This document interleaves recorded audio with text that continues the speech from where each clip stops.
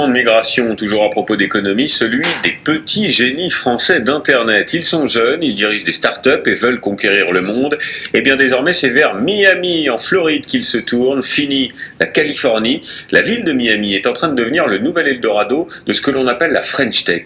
Jacques Cardoz et Ariel Monange sont allés sur place pour France 2. Des atouts, Miami n'en manque pas. Les gratte-ciel, la mer, la plage et 6 mois sur 12 des températures proches des 30 degrés.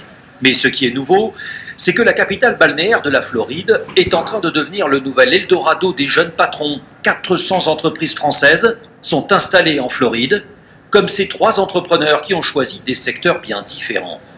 David Hazard, lui, dirige une société spécialisée dans l'élaboration de sites internet pour entreprises de luxe. Et pour impressionner ses clients, il s'est offert ses bureaux avec vue spectaculaire sur la ville. Voilà notre terrasse. C'est stratégique d'avoir une vue comme ça? C'est stratégique, c'est montrer qu'on n'est pas forcément une petite agence, surtout avec le type de client avec lequel on travaille.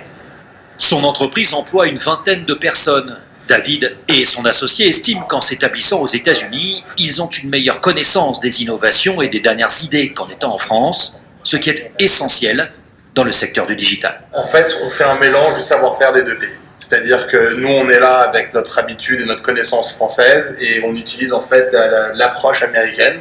De pouvoir voir en fait les nouvelles avancées technologiques aux États-Unis dans le monde de l'assurance nous permet de les voir peut-être avant certaines personnes en France et du coup de les appliquer justement au monde et les donner aux consommateurs français.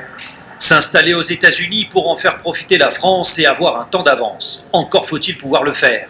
David a monté un accélérateur de start-up qui accompagne les entrepreneurs étrangers, une société qui loue des espaces et fait office d'agence de voyage. Le concept, en fait, c'est de pouvoir proposer des solutions abordables et sécurisées pour pouvoir aider l'export des sociétés françaises aux États-Unis à travers la Floride. Jacques. C'est Jacques Bloch qui reçoit les demandes des patrons français. Beaucoup s'inquiètent de l'obtention de visa depuis l'arrivée de Donald Trump. En fait, il n'y a pas d'inquiétude à avoir. Donald Trump essaye de limiter tout ce qui est visa d'employés, de travail, pour privilégier les Américains. En revanche, les visas investisseurs, quand ce sont des étrangers qui viennent investir dans le pays et recruter des Américains, pour l'instant, il n'y a pas de modification.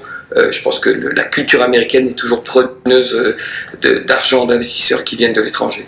L'Amérique de Donald Trump n'a pas tourné le dos aux initiatives françaises. Ce qui compte aux États-Unis, c'est le montant investi et non la nationalité. Le nombre d'entrepreneurs français est d'ailleurs resté stable.